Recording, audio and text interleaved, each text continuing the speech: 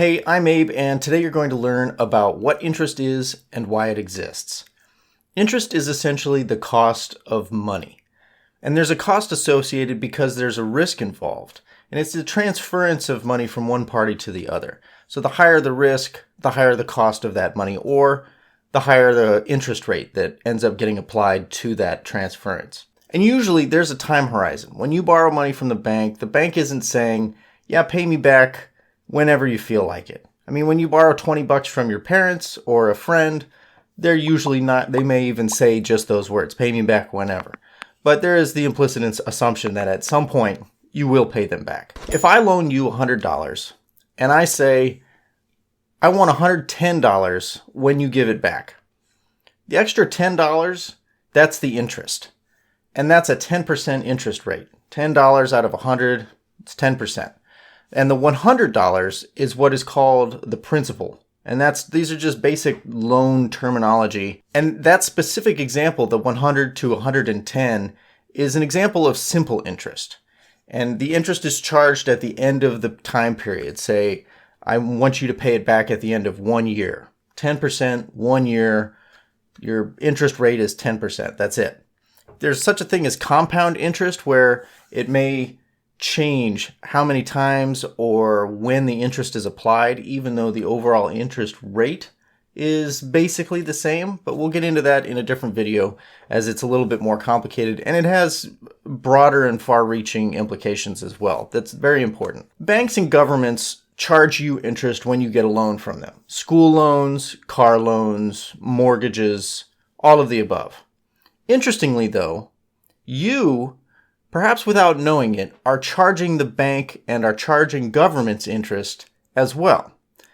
When you put your money into a savings account and they give you 0.1% or even these days 1 to 1.5% interest, that's you charging them interest to borrow your money.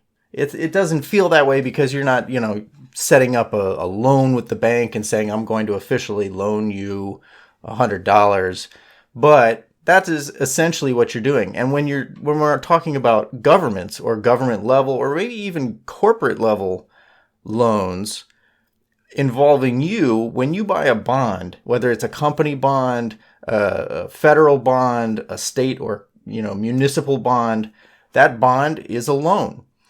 And when you see those ballot measures where it says we're going to issue X number of dollars worth of bonds to pay for, street repairs or the train or whatever, that's them issuing loans. They're borrowing money from folks who buy bonds, and the bonds themselves have an interest rate associated with them. So it is basically a loan in reverse. You're giving them money to go do what they want to do with it, and they're paying you interest on it. Interest also, as a final point, doesn't just vary with risk.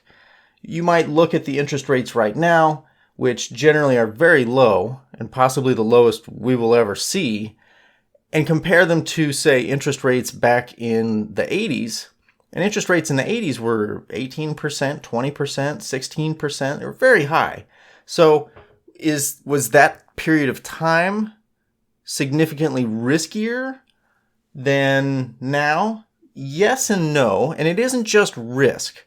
I want to drive home the point that government interest rates, that state bank interest rates, all of these things vary on risk, but they also vary on the economic environment.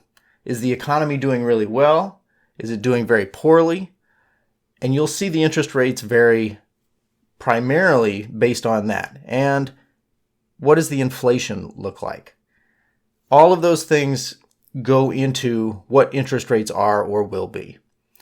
So that's what interest rates are. You learned a little bit about what simple interest is, and we'll get into compounding interest in either the next video or the video after that. Hit me up in the comments if you've ever loaned the bank money or if you've ever loaned a company or bought bonds or something and what you thought of that process. So thank you for watching, and let's get into compound interest in the next video.